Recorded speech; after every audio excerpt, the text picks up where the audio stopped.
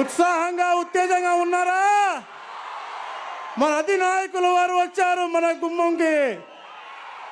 వేల మంది బయట ఉన్నారు, వాళ్ళు కూడా రావాల్సిందిగా కోరుకుంటూ ముందుగా ఎవరైతే మన 23వ వార్డు కౌన్సిలర్ డొక్కు నాగలక్ష్మి గారు, 26వ వార్డు కౌన్సిలర్ డొక్కు నాగలక్ష్మి గారు, అలాగే 23వ కౌన్సిలర్ తులసి దుర్గా గారు, అలాగే సీనియర్ నాయకులు కుటుంబరావు గారు జాయిన్ అవుతా ఉన్నారు. వాళ్ళని ముందుగా రావాల్సిందిగా కోరుకుంటా ఉన్నాను. ముందు మీరు మాడతారా?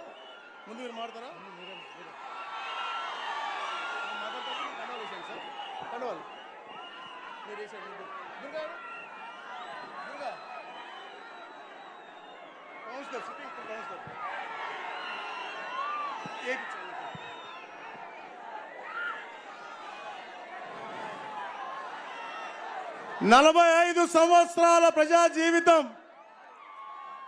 అలుపెనగని పోరాటం, ఎప్పుడుకు భావితరాలకి మంచి చేయాలి, ఆంధ్రప్రదేశ్ భవిష్యత్తు ఎప్పుడు కూడా సస్యశ్యామలంగా ఉండాలి అని తపనతో పనిచేసేటువంటి వ్యక్తి ఈ రోజున ఒక రాక్షసుడి పరిపాలన నుంచి ఈ రాష్ట్రాన్ని కాపాడాలని, అలాగే ఏదైతే ప్రజా వేదికలో ఈ యొక్క ప్రభుత్వం స్టార్ట్ చేసిన ధ్వంసం నుంచి ఈరోజు మన తల్లి అమరావతి రాజధాని కట్టి మీ అందరికీ బహుమతిగా ఇవ్వాలని, పోలవరం పూర్తి చేయాలని అనే తపనతో, అలాగే యావత్ యువతకి బంగారు భవిష్యత్తు కేవలం డిఎస్సితోనే సాధ్యమవుతుంది, అది మెగా డిఎస్సి ఇస్తాను అని చెప్పి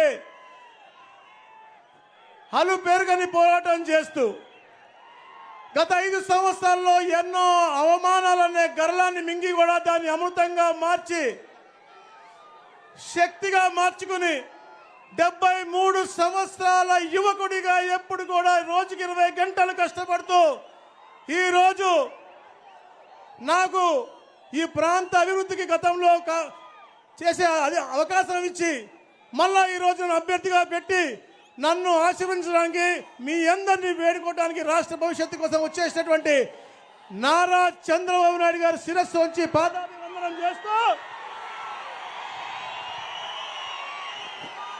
అందరికీ నమస్కారం.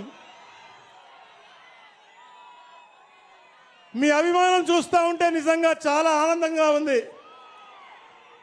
ఇది ప్రజాగలం. ఈ పేరు చెబితేనే జగన్మోహన్ రెడ్డికి వెన్నులో వణుకు వస్తూ ఉంది. ఎందుకంటే ఇది 5 సంవత్సరాల అతని సైకో పరిపాలనకి ఎండకట్టే విధంగా సిద్ధమైన సైన్యం ముందుకు వచ్చినటువంటి విధంగా ఉంది. ప్రతి ఒక్క రైతు ఆందోళన, ఈ యొక్క ప్రజాగలం, యువతకు ఒక ఆక్రందన, ఈ యొక్క ప్రజాగలం ఏదైతే అమరావతికి 29,000 మంది 31,000 ఎకరాలు ఇచ్చారో వారి యొక్క కన్నీళ్ళు గాథ ఈ యొక్క ప్రజాగలం. ఇది నవ సమర శంఖానికి నాంది. ఈ యొక్క సైకో పరిపాలన పాతాళంలోకి నొక్కటానికి పెట్టే ప్రజాగలం ఇది. మిత్రులారా, మీ అందరికీ తెలుసు, గత 5 సంవత్సరాల నుంచి ఒక సైకో పరిపాలిస్తూ ఈ రాష్ట్రాన్ని 30 సంవత్సరాల వెనక్కి తీసుకెళ్లాడు. తప్పకుండా రాష్ట్రం ఇబ్బందిలో ఉంది.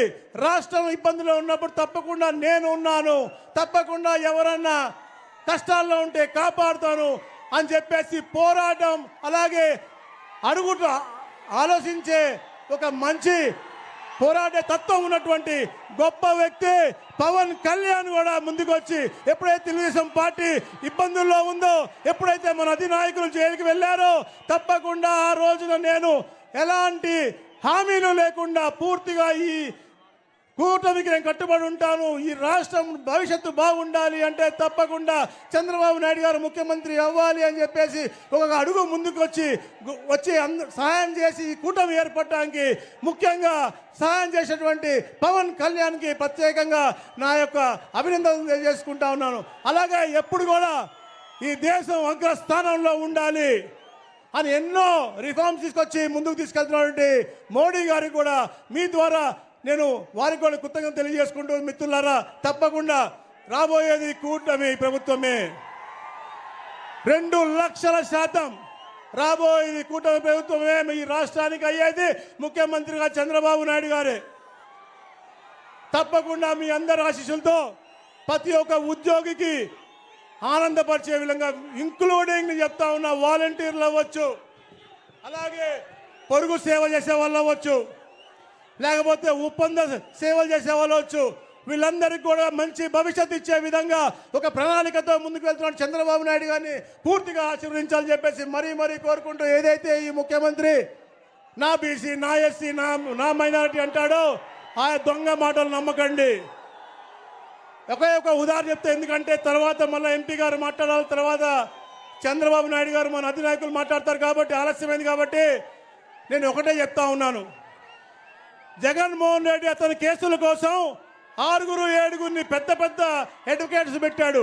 కానీ 30 సంవత్సరాలుగా బీసీలకి ఏదైతే పొలిటికల్ రిజర్వేషన్ 34% ఉందో అది తగ్గించినప్పుడు మాత్రం ఒక్క అడ్వకేట్ కూడా పెట్టేదంటే అతను బీసీల పట్ల చిత్తశుద్ధి ఎలా ఏమాత్రమో తెలుసుకోవాల్సిన బాధ్యత ఉంది.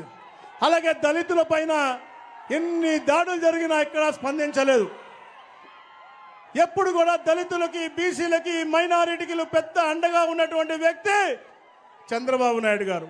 తప్పకుండా ముస్లిం మైనారిటీలకు ఉన్నటువంటి 4% రిజర్వేషన్ని కూడా కాపాడుకుంటూ ముందుకు వెళ్తూ, అలాగే దళితుల హక్కులు కాపాడుతూ ముందుకు వెళ్తూ తప్పకుండా ఒక మంచి సుపరిపాలన ఇస్తారనేసి ఒక మంచి గట్టిగా ఆలోచనతో తప్పకుండా మే 13న జరిగే ఎన్నికల్లో నాకు అంటే మీ కుటుంబ సభ్యుడిని సత్యప్రసాద్ అనగానికి, అలాగే ఒక విద్యావంతుడు చంద్రబాబు గారి హయాంలో హైదరాబాద్ రూపు మార్పులో కీలక పాత్ర పోషించినటువంటి మన ఎంపీ క్యాండిడేట్ కృష్ణప్రసాద్ గారు, మీరు చూడాలా, ఒక చదువుకున్న వ్యక్తి, మంచి ఆలోచించే వ్యక్తి మనకు ఎంపీగా వచ్చారు. అటుపక్క ఉన్న ఎంపీ మన అమరావతిలో పైపులు కొట్టేసే వ్యక్తి, పొలాలు కాల్చే వ్యక్తి.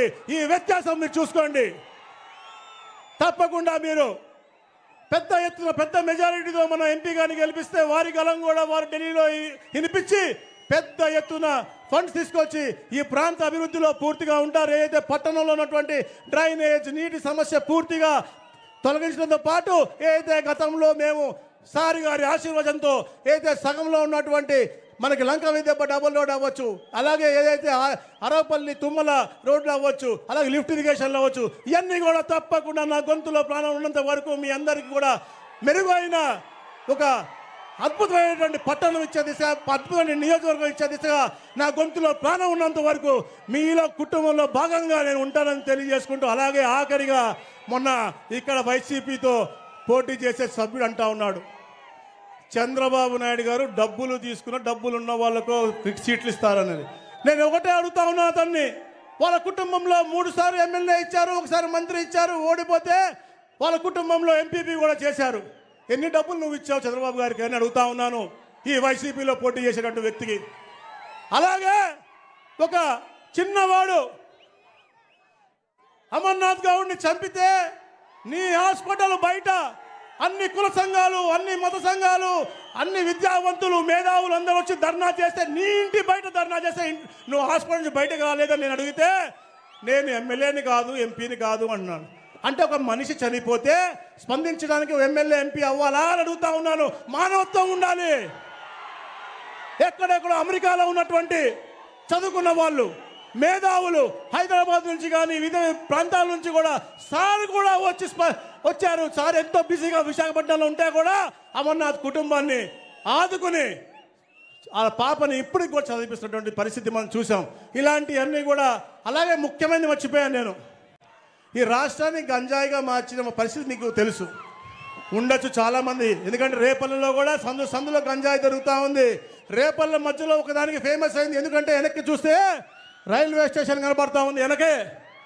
దాంట్లోనే అర్ధరాత్రి మొగుడుతో మొగుడు అనకూడదు, వారి యొక్క హస్బెండ్తో అక్కడ ట్రైన్ కోసం వెయిట్ చేస్తూ ఉంటే నిండు గర్భిణిని గంజాయి సేవించి 3 వ్యక్తులు ఇక్కడ మానభంగం చేసేటువంటి పరిస్థితి, దౌర్భాగ్యమైన పరిస్థితి రాష్ట్రంలో జరిగింది. అంటే ఈ ముఖ్యమంత్రికి ఈ యొక్క పరిపాలన చేత కాదు, ఇంటికి పంపించే సమయం వచ్చింది.